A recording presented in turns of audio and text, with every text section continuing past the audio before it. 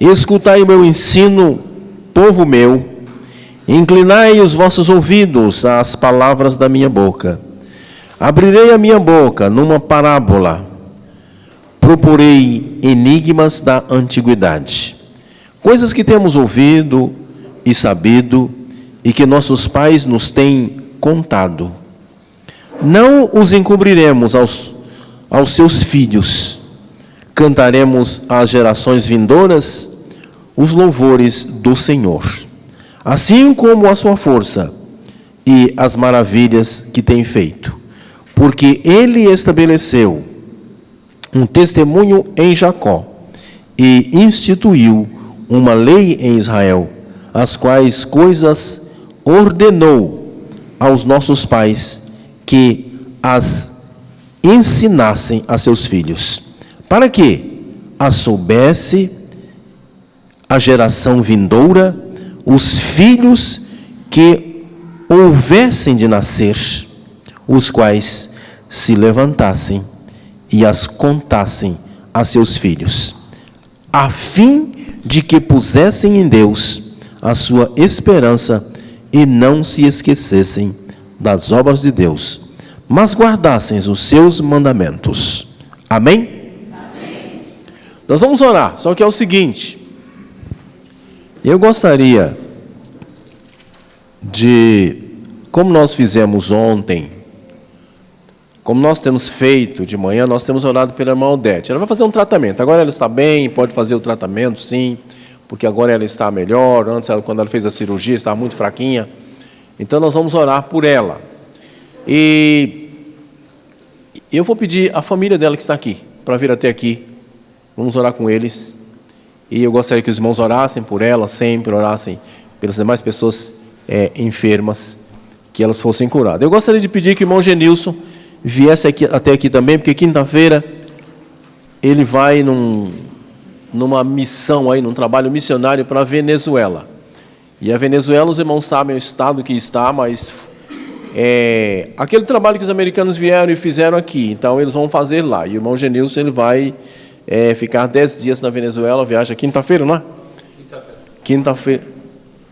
Quarta para quinta, 1h da manhã, isso aí. Muito bem, então quinta-feira, de madrugada, ele viaja para a Venezuela. Então nós vamos orar por ele, não orar só aqui, mas também pedir a Deus que esteja abençoando lá na sua estadia, no seu trabalho, na sua alimentação. A gente não sabe nem se tem, porque está muito complicado, lá está complicado, não está. De pegar aquela fila enorme para pegar alguma coisa, não pode carregar a sacola aqui, a pessoa é assaltada para pegar a sacola de alimento. Lá está numa situação muito complicada. E orar pela irmã Odete. Então, eu gostaria que a igreja estivesse orando agora, e eu vou pedir ao irmão Expedito para começar essa oração. Se quiser vir aqui, pegar o microfone e vamos orar, pedir a Deus que esteja abençoando a irmã Odete, que é a mãe do irmão Ney, que é a avó da irmã Dona Raquel. Estou chamando do jeito que ela gosta, é do jeito que ela não gosta. Entendeu? Então nós vamos orar então pela família, né? Mas especialmente por ela, para que Deus possa abençoar a irmã Odete. Que Deus abençoe o irmão Genilson, as demais pessoas que estarão lá, que vêm pessoas de diversos países, não é isso? Principalmente dos Estados Unidos, né? Geralmente eles vão. Andaram desistindo, né? A situação é meio complicada. Então alguns desistiram por causa da situação lá. Vamos orar então. Eu cumprimento os irmãos com a graça e com a paz do nosso Senhor Jesus Cristo. Amém? Glória a Deus. Vamos dar glória a Deus, porque Ele é o autor e consumador da nossa fé. Beleza? Então, irmão, vamos orar. Então, Senhor nosso Deus e nosso Pai, em nome de Jesus, Senhor, eis aqui a Tua palavra, Senhor. Queremos continuar ouvindo a Tua voz, mais do que já ouvimos, Senhor. Que o Senhor esteja nos abençoando, nos guardando, Senhor. Eu, por mim, Senhor, não tenho nada para falar, mas Tu tens para falar sobre a minha palavra, Senhor, sobre a Tua palavra. Eu quero levar uma palavra de consolo para os Teus filhos, Senhor, nessa noite, que cada um seja agraciado com a Tua bênção, com a Tua misericórdia, Senhor, que o Senhor esteja abençoando e guardando, Senhor.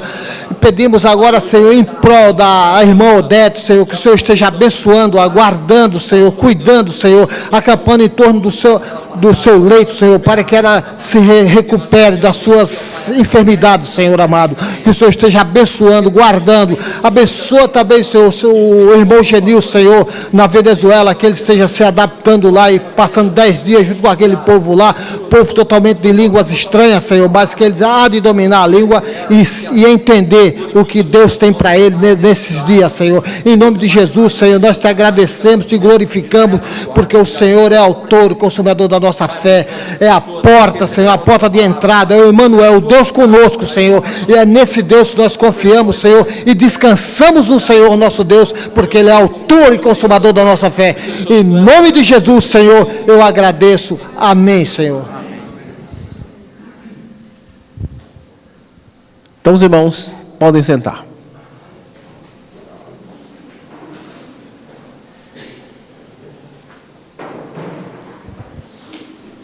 Eu prego tão pouco aqui que estou me tornando desconhecido.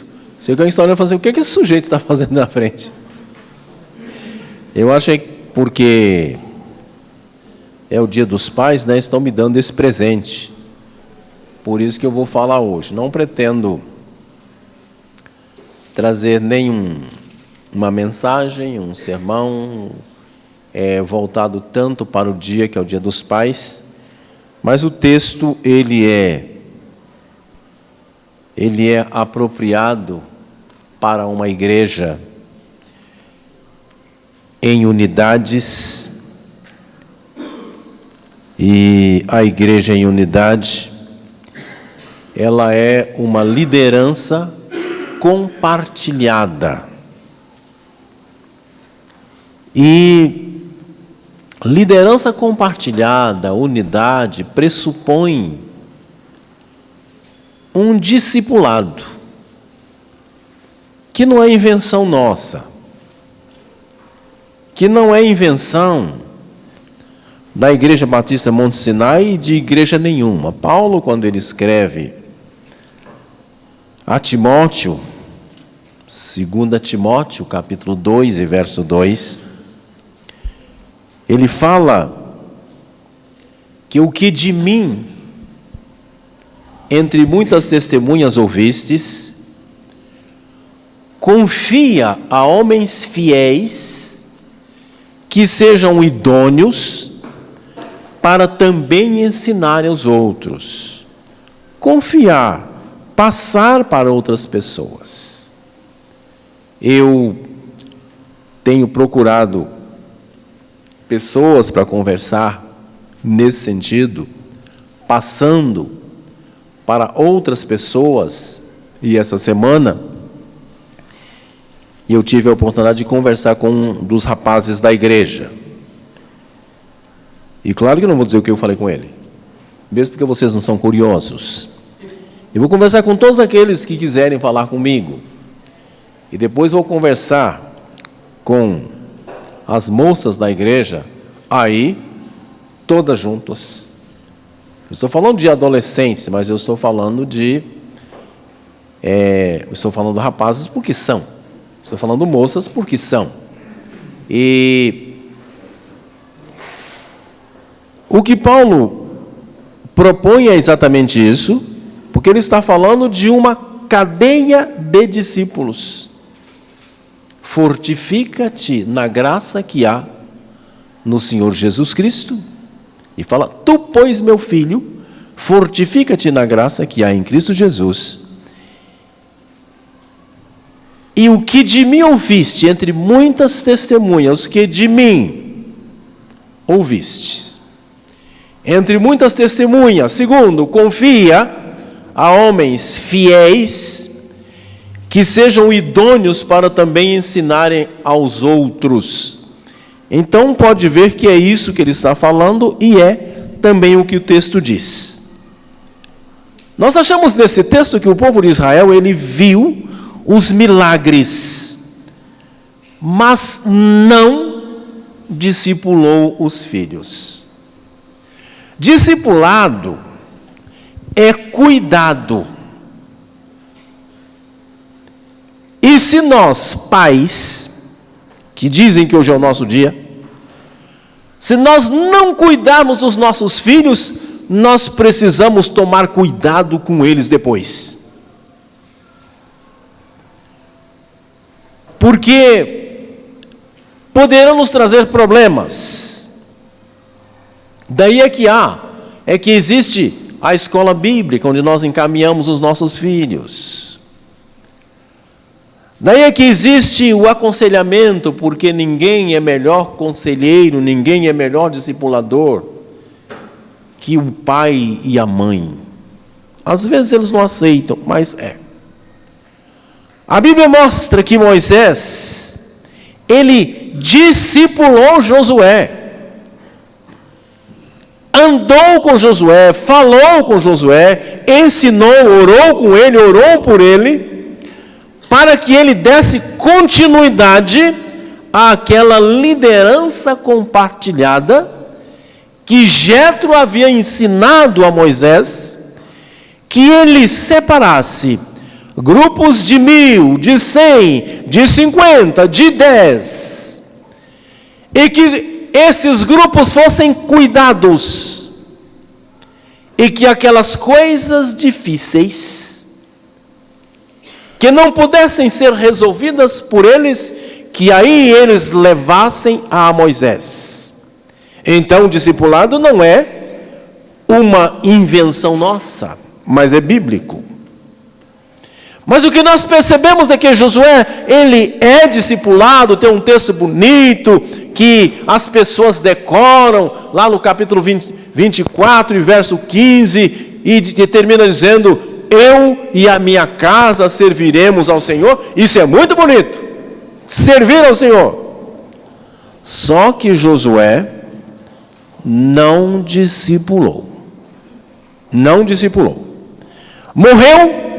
E a Bíblia diz em Juízes, no capítulo 2, e versículo 10, que levantou uma geração que não conheceu o Senhor.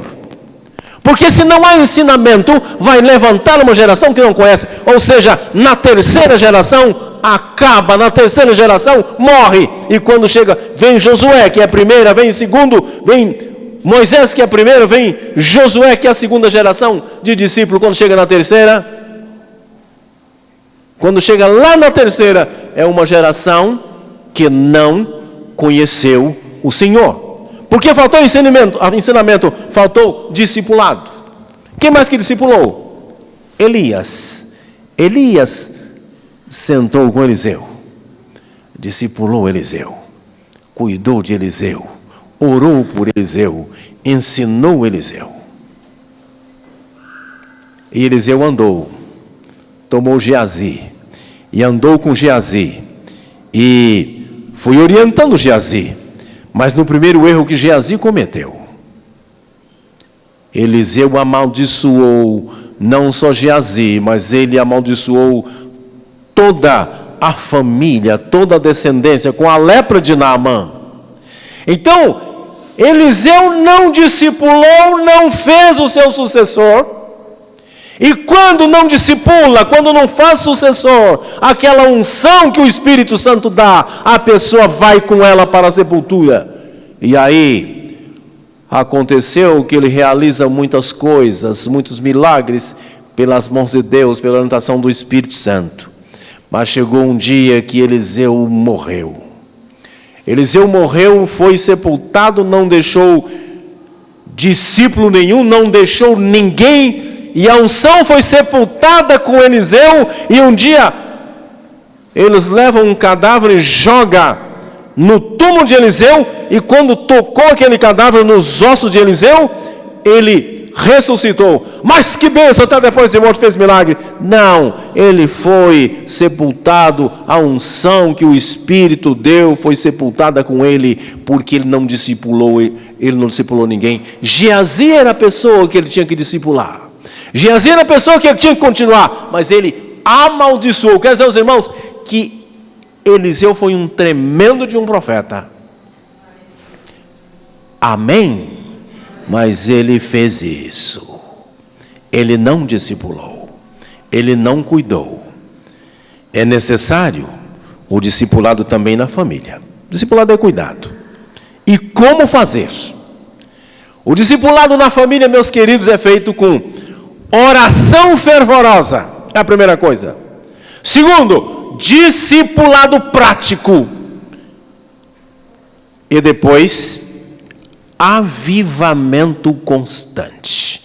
Não é abandonar, esquecer a oração. Onde está o discipulado prático? Está no capítulo 6 de Deuteronômio. E aí Deus orienta o seguinte: que era para eles andarem e falar da lei de Deus, falar dos princípios de Deus, falar dos princípios da palavra de Deus, falar dos mandamentos do Senhor, falar com os filhos, andando pelo caminho, ao deitar, ao levantar, continuar falando com eles, e na medida que fossem falando, aquilo ficaria nas suas mentes. Então isso é o tal de discipulado prático que se leva à família. Vamos pensar num exemplo, muito claro. Uma criança nasce. O que a mãe faz? A mãe pega aquela criança, terminou de nascer, ela suporta ali que o parto foi hoje, não é? Amanhã ela toma aquela criança e leva aquela criança consigo. E chega lá num lugar que tem uma árvore frondosa, uma árvore bonita, uma sombra maravilhosa. Ela chega com a cesta, coloca a criança ali na cesta, coloca do lado a mamadeira, coloca as roupinhas, coloca os cobertores e fala: meu filho, a mamãe ficou com você no ventre durante 9 meses. Desses 9 meses, a mamãe teve dor nas costas, a barriga cresceu, a mamãe inchou as pernas, a mamãe inchou o rosto, a mamãe suportou tudo isso. E ontem a mamãe passou por uma dor terrível, porque ontem você nasceu, filho meu, e eu fiz tudo por você. A sua roupa está aqui, a sua mamadeira, aqui também tem água. Agora, siga o seu caminho, que a mamãe vai embora, porque já fez tudo. Ela discipulou o filho para a morte. Você está discipulado para morrer daqui a pouco. Mas ela não faz isso. Ela sofreu tudo isso que eu falei. Mas ela cuida, ela toma conta, ela ajuda, ela ensina, ela troca, ela dá mamadeira, ela dá comida, ela levanta à noite. Isso é discipulado, meus queridos. É isso que faz. Mas o menino nasce. E os pais não fizeram ultrassom na mãe, mas queriam uma menina. Aí, quando ele nasce, compra o cobertorzinho rosa,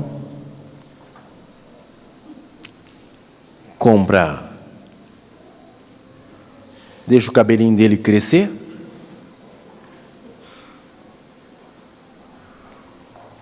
tudo rosa, as fitinhas no cabelo, tudo lindo, e chama de filhinha da mamãe. Está discipulando para virar o quê? Eu não vou falar que é viado não, mas eu ouvi isso aí. Eu não vou falar porque eu estou pregando. Quem é o senhor para falar um negócio desse?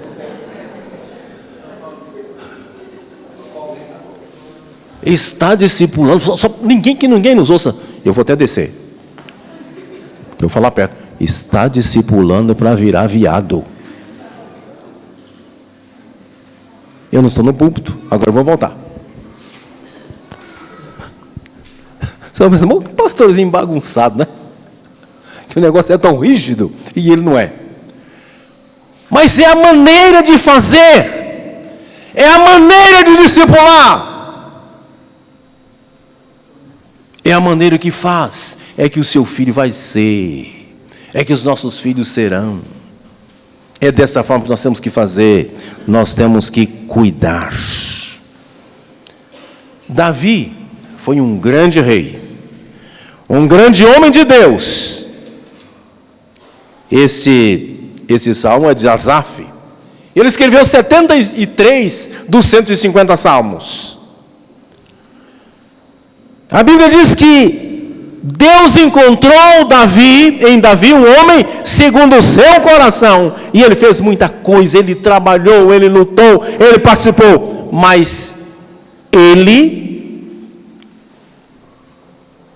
não cuidou de Salomão.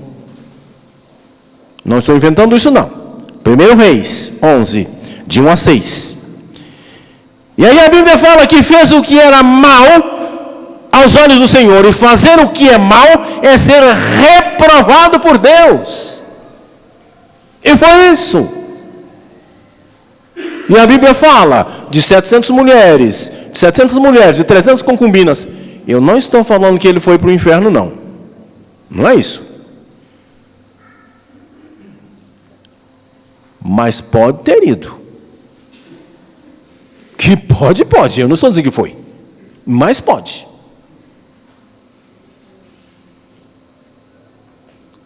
Eu nunca ouvi ninguém falar isso, mas eu tenho coragem de falar.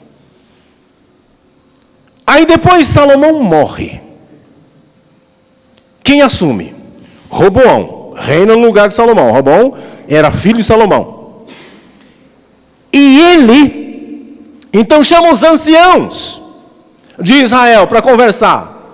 E eles disseram: olha, rei, se vossa majestade se tornar servo desse povo, se vossa majestade cuidar desse povo, porque Salomão colocou impostos caros, colocou tantas cargas sobre o povo, mas se o senhor fizer diferente, eles vão servir com alegria. E o que o Roboão fez? Chamou os jovens que foram criados com ele. Eu quero ouvir os jovens. Eu quero ouvir os jovens. E os jovens disseram: o negócio é o seguinte, você vai dizer para ele o seguinte, que para o povo o seguinte, é para vir no outro dia? Então diga o seguinte, que se Salomão, se o seu pai, ele deu cargas pesadas, você vai dar mais pesado ainda. Se ele castigou com açoites, você vai castigar com escorpiões. Quando eles voltaram, foi o que eles ouviram.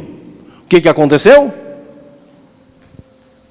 As tribos se dividiram. É só ler o Velho Testamento que você vai achar isso.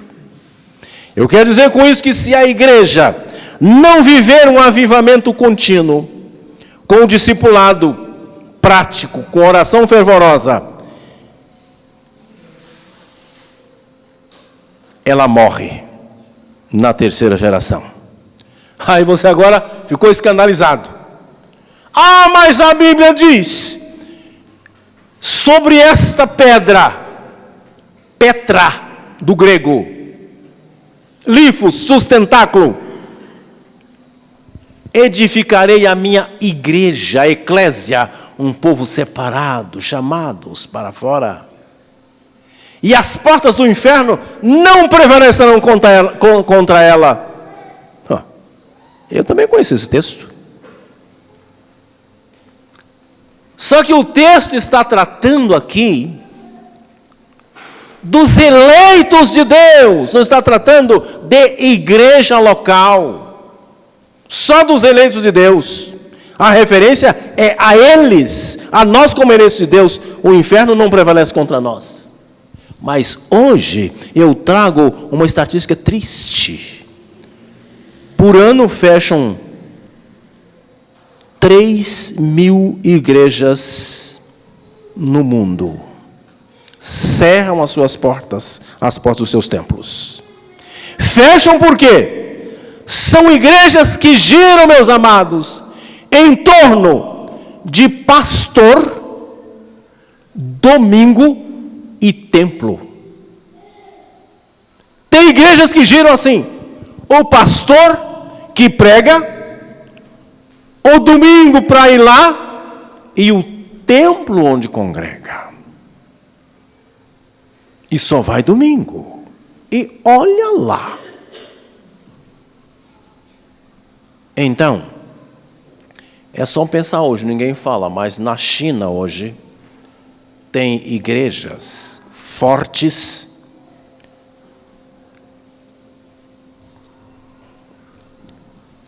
nos porões, onde se faz discipulado, onde se cuida dessas pessoas, onde se toma ceia, parados em qualquer lugar, num determinado lugar, como se estivesse conversando, e na realidade estão tomando ceia, alguém acha que estão tomando vinho, ou algo semelhante. Funcionando igrejas fortes na China hoje. Então, eu quero dizer aos irmãos que elas fecham as portas. As igrejas que giram só em torno do pastor, do domingo e do templo. Paulo escreve a Filemão, e ele fala de ensinamentos. Mas ele fala, ensinamento onde? Na igreja. Ele fala, a igreja que está em sua casa. A casa de Filemão era onde reuniam.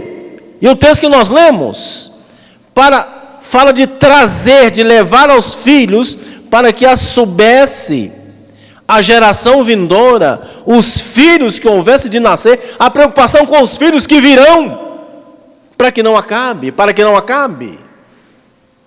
Essa é a preocupação, essa é a necessidade do discipulado.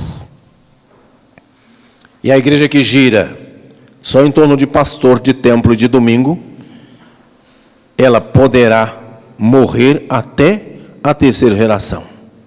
E como que isto começa a acontecer? Irmãos, começa a acontecer quando há inversão de valores na casa. Como que há inversão de valores? Hoje é dia dos pais. É quando os pais não governam mais nada. Quem governa são os filhos. Seja governar de tal forma que eles passam a ter o privilégio desse pequenininho. Aí até a lei da palmada está aí. Se a Estela for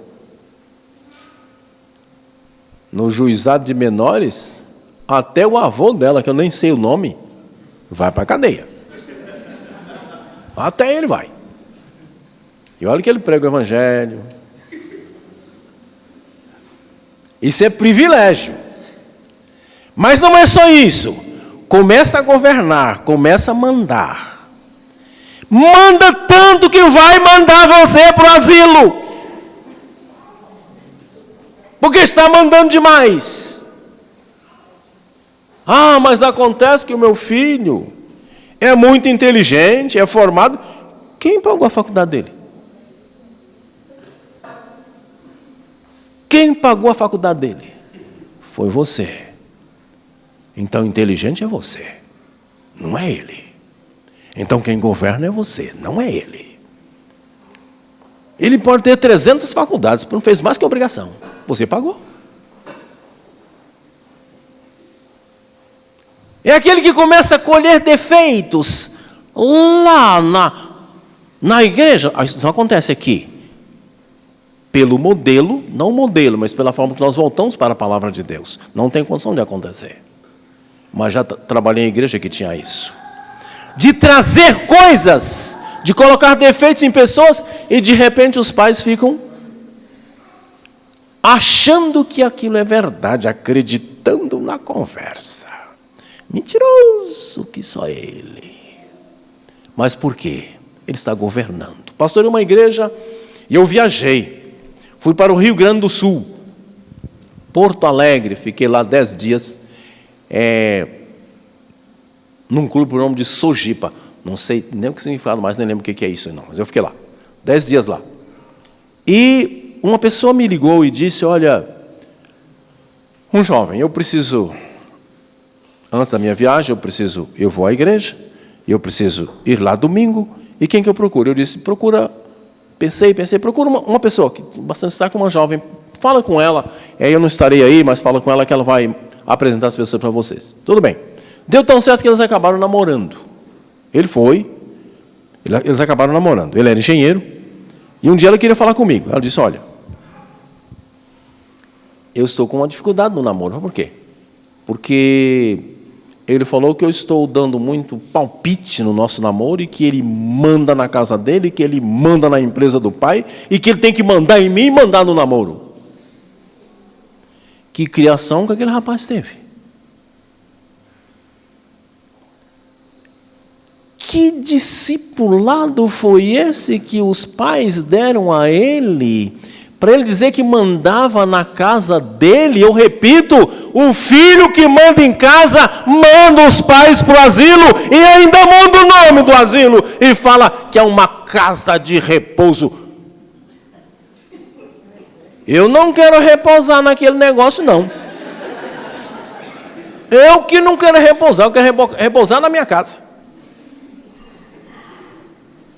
Eu já tive casa. E passei para meus filhos, mas eu amarrei o negócio de tal forma. Eu cheguei no cartório e disse, olha, eu quero uma cláusula de incomunicabilidade. É para não passar para a nora que está aqui, ó. Foi isso mesmo. Foi isso mesmo que eu fiz. Sabe por quê? Porque eles se separaram, ele vai levar metade do que eu comprei. Aí não dá, leva metade do que ele comprar. Aí é outra história. E eu falei, eu quero também. Ele olhou para mim assim. E eu quero uma cláusula de impenhorabilidade. Eles não podem penhorar a casa porque eu moro lá. Eu falei assim, onde você aprendeu isso? Eu falei, eu acho que eu aprendi nos anos que eu passei na faculdade de Direito fazendo o curso de Direito. Tem um jovem aqui que já aprendeu isso. Essa cláusula é tão baratinha, quando eu fiz eu paguei R$34 em cada uma. Cada uma R$34. Você acha que é o medo da casa de repouso, viu? Eu falei, eu vou fugir da casa de repouso e é aqui. Eu vou fugir aqui, não tem como. Porque o perigo é esse, a falta de discipulado e depois essa situação. Quando essa inversão de valores na minha casa, o filho passa a fazer escolha para os pais, para mim, mandar na casa ou mandar em mim. E aí passa a querer mandar na igreja de Deus. Aí é que piora. Passa a querer mandar na igreja. Tem uma cidade no interior por nome de, eu não vou citar nome aqui não, mas a cidade eu posso citar, que talvez tenha alguns aqui que conheçam a história, eu não vou citar o nome da cidade. Maria tem em todo lugar, mas esse nome eu posso citar, não vou citar o pastor que foi, era Dona Maria mesmo. A cidade chama Espírito Santo do Pinhal, conhecido como Pinhalzinho. E o trabalho de Deus começou na casa dela. E ela fazia uns doces e cativava as crianças, né, e levava lá para casa. E quando ela cismava com as meninas, falava, menina, essa roupa está muito curta. Na minha igreja você não entra assim. Fazia isso com os meninos. Eu entendo que na casa de Deus a gente deve ir da melhor maneira possível. Se eu sou convidado para um casamento, eu não vou todo atrapalhado, não. Eu vou até ajeitado. Não é assim, irmão Samuel? Eu vou até ajeitado. Agora, eu acho que o noivo e a noiva são melhores que Deus, melhores que Jesus Cristo, melhores que a Trindade. Então, na casa de Deus, eu vou de qualquer maneira. Então, eu entendo que legue não é veste para ir ao templo. Não é. Eu entendo que uma roupa baixa no alto e alto no baixo também não é. Ou seja, aquela roupa curta e com decote exagerado. Eu entendo tudo isso. Mas ela não usava, então ela era dela. E quando a junta mandava um pastor para lá, porque não tinha condição de sustentá-lo, ficava até o dia que a Dona Maria quisesse. Hoje tem uma igreja forte lá, Sabe por quê, irmãos? Acho que Deus ouviu a oração e chamou a Dona Maria. Dona Maria morreu, a igreja progrediu. Também esqueci, porque o terreno ela tinha dado também para a construção. Então, era dela. Era dela. Então, quando inverte valores, Deus não atua na igreja mais. Então, Ele tem que ser o dono, o meu dono. Ele que tem que me dirigir, Ele tem que me guiar, Ele tem que me orientar. Pois na casa dos nossos pais também é dessa forma. A minha mãe já faleceu, mas ela passou um tempo na nossa casa. Estava doente, fazendo um tratamento. E quando eu saía, eu dizia a ela: mãe, eu estou saindo agora e pretendo voltar até tal hora. Se não desse, eu dava um jeito de telefonar e avisar que eu iria atrasar. Por que isso? Porque ela é minha mãe. Mas hoje eu ouço o filho dizer: olha, mas meu pai não age da maneira que eu gosto. Mas é seu pai. Mas é sua mãe. Não interessa se age do jeito que você gosta ou não. É pai e mãe.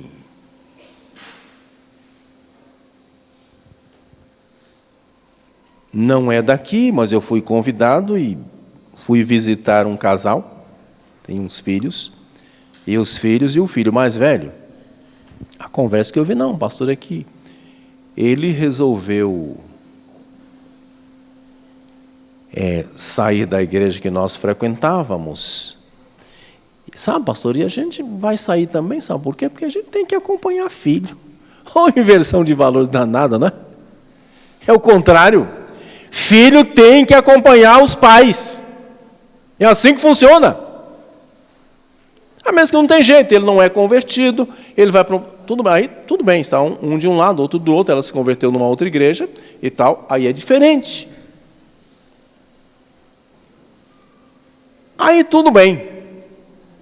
Mas eu só fui como visitante, porque sou conhecido da família. Deu um resultado tão grande eles irem, que hoje a família está desviada. Desviada, eu conheço. Está desviada. Por quê? Porque inverteu os valores. Então, quando a gente fala em pai, não pode ter inversão de valores. Não pode ter inversão de valores. O governo é dos pais. Para evitar a casinha de repouso. A igreja de Éfeso, lá na Turquia, né, que é hoje, ela é um exemplo. O livro de Atos diz que a igreja, eles oravam, a igreja era fervorosa, o Espírito Santo atuava na vida da igreja, que levavam lenços. E Paulo orava, e quando chegava lá, as pessoas eram curadas e demônios eram expulsos. Mas aquela igreja teve, isso está em Atos capítulo 19, e acontece que aquela igreja teve alguns problemas. E eu quero mencionar a primeira geração, como uma geração de fé viva. Era uma igreja vibrante, uma igreja atuante, uma igreja bem espiritual, uma igreja avivada mesmo. A segunda geração foi uma fé morta, que está em Apocalipse, no capítulo 2 e versículo 4, tenho, porém, contra ti que abandonaste o teu primeiro amor. E a terceira geração, uma fé, a segunda era a fé morna, e a terceira é a fé morta, que é aquela fé após Atos, a igreja morreu, a igreja acabou. Então, quando eu digo para os irmãos que as portas do inferno não prevalecem contra os escolhidos de Deus, contra os eleitos de Deus, mas a igreja local prevalece sim. Fechou, acabou. Agora vamos lá. Quem foi o fundador da igreja de Éfeso? O apóstolo São Paulo. E ele pastoreou a igreja. Quem mais pastoreou a igreja? O apóstolo João. João Evangelista, o apóstolo do amor, foi pastor da igreja de Éfeso. Quem mais pastoreou a igreja de Éfeso? Policarpo, discípulo de João. Abandonou o primeiro amor, não discipulou, a igreja morreu. E meus irmãos, hoje tem pessoas fazendo, vamos para Israel, vamos visitar lá aquela parte lá as 7 igrejas. Vamos visitar as 7 igrejas. Mentira, nem escombro tem mais, tem algumas pedras lá. Porque fecharam. Porque elas não existem. Porque não houve discipulado, não houve continuidade. Quem aqui, eu não tive esse privilégio, quem aqui que tem avós, ou que teve avós cristãos? Levanta a mão. Quem teve, os seus avós eram cristãos? Muito bem. E os seus pais? Está vendo? Os avós, os pais e você. Está por quê? Porque teve esse privilégio do discipulado. Se você parar aqui, os seus netos não serão nada. Não serão nada. É só parar de discipular. A igreja é assim. Eu quero citar algumas igrejas.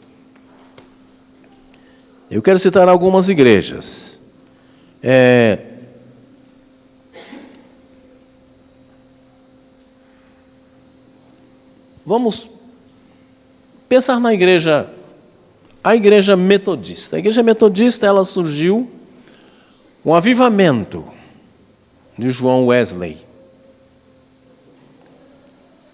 Tão grande que John Wesley, ele tinha um lugar de oração, o pastor Alexandre até falou isso, tinha até um buraco lá onde ele colocava os joelhos todo dia para orar. E naquela excursão dos americanos, levaram um menino, e o menino perguntou, foi na casa de John Wesley, perguntou: o que é isso aqui? Essas marcas, as marcas dos joelhos dele. E aquela excursão, aqueles irmãos da excursão continuaram, e sentiram falta do menino. Quando voltaram, eles estavam com os joelhinhos lá nas marcas que John Wesley havia deixado. Porque ele queria ser igual. Ele foi ainda melhor. Esse menino está velhinho agora, chama Billy Graham. Foi até melhor. Mas começou naquele fervor. Meus irmãos, não houve continuidade, não houve discipulado. Onde está o fervor da igreja metodista hoje? Onde está o avivamento de John Wesley? Em lugar nenhum. A igreja metodista hoje, ela diminui 11% ao ano. Porque aquele fervor acabou. Aquele fervor dos pais. Vamos pensar ainda numa outra igreja. Nós temos a irmã aqui que é da Assembleia de Deus. A Assembleia de Deus começou com 30 pessoas, lá no Pará. E cresceu e progrediu, e cresceu muito com a igreja Assembleia de Deus em muitas cidades, em muitos lugares, cresceu demais. Mas aquele fervor que tinha na época caiu muito. Os irmãos que são da Assembleia de Deus aqui sabem disso. Eu não estou mentindo, caiu muito. Porque a política interna acaba muito com isso. Quando se fala em política interna, coloca, por exemplo, na nossa convenção, Convenção Batista Brasileira, coloca um presidente que fica para o resto da vida, depois que ele morre, ele vem caindo todas as carnes do braço lá, o defunto, para assinar os papéis. Porque não sai nunca mais. Acho que por isso que a nossa convenção optou para mandato de 2 anos, podendo ser reeleito uma vez, e depois tem que desocupar o lugar para que outro seja eleito, e depois de 2 anos ele pode concorrer de novo, para não criar aquela coisa. Então isso acaba complicando. O Brasil para Cristo. Lembra do hino deles? Ninguém detém. Olha o fervor. É obra santa. Ninguém detém, é obra santa. Quem lembra disso? Nem Satã, nem o mundo inteiro pode apagar esse ardor. Ninguém detém, é obra santa. Esta causa é do Senhor. Onde está o avivamento deles? Acabou, não tem. Não tem mais. Igreja Batista Nacional, Enéas Tonini, José Rego do Nascimento. Pulsava, queimava avivamento. Hoje, Batista Nacional se reduz à Igreja Batista de Lagoinha. Vocês conhecem outra? Quando fala da Batista Nacional, lembra dela. Por quê? Onde está a falha? No discipulado, não teve. Avivamento bíblico, não sei se tem alguém aqui do avivamento. Mário Livingston, metodista. O coração queimando, aquele ardor espiritual, o desejo de avivamento, fundou com o nome Avivamento Bíblico. Hoje praticamente nem existe, porque isso não passou. Pastor, por que você não fala da Igreja Batista, da Convenção Batista Brasileira? Porque nunca teve avivamento. E agora, meus queridos, é hora de começar. Amém? Esse amém é muito fraco, acho que não vai começar nada. Amém? Amém? É assim. Agora é hora de começar. Eu não estou falando de barulheira, que talvez não leve a nada, de criancice, não é isso não. Coisa séria, o Espírito Santo atuando até a oração. Quem intercede é o Espírito Santo e pela pessoa de Jesus Cristo, para que nós possamos chegar a Deus. Sem o Espírito Santo, meus irmãos, a igreja não faz nada. Sem avivamento, sem discipulado, vai ter filho mandando em você, vai ter filho mandando em mim, e a igreja vai morrer. Então nós que somos pais, temos que assumir a direção das coisas, temos que orientar os nossos filhos, para que eles orientem os filhos deles, para que os nossos netos possam orientar também os seus filhos, para que essa chama não venha apagar-se. E assim que a igreja progride, assim é que ela tem unidade, e assim é que essa unidade se multiplica. E multiplicar unidade é vida de oração e fruto de fé e amor. O texto, ele fala com toda clareza, porque ele estabeleceu um testemunho em Jacó, e instituiu uma lei em Israel, as quais coisas ordenou aos nossos pais, que as ensinassem a seus filhos, para que as soubesse, e a geração vindoura, os filhos que houvessem de nascer,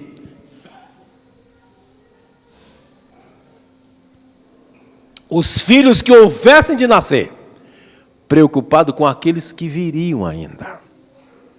E a igreja, se ela não quiser morrer, como morreu as 7 igrejas da Ásia, ela precisa ter discipulado prático, ter oração fervorosa e ter avivamento contínuo. O Espírito Santo de Deus dirigindo a igreja. E não foi à toa que nós fizemos um culto aqui e trouxemos o pastor Zezinho. E ele veio aqui e fez uma oração. Eu falei, pastor, eu faço uma oração de devolução.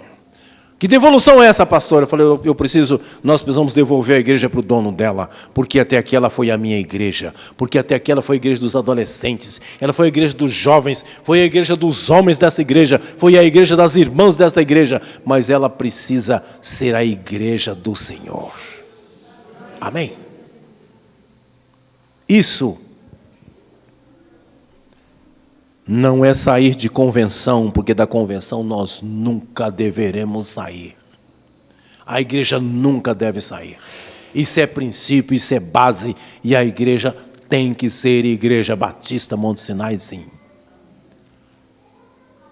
E pertencendo à Convenção Batista do Estado de São Paulo, e pertencendo à Convenção Batista Brasileira, que é isso que nós fazemos, e pertencendo à Aliança Batista Mundial. Mas ser a igreja do Senhor. A igreja que ama, a igreja que discipula. Eu quero dizer que você que nos visita hoje, eu quero dizer que nós amamos você. Que nós amamos você. E que aqui tem duas pessoas importantíssimas. A primeira é o Senhor Jesus Cristo, que é o dono dessa igreja. E a segunda é você que está aqui.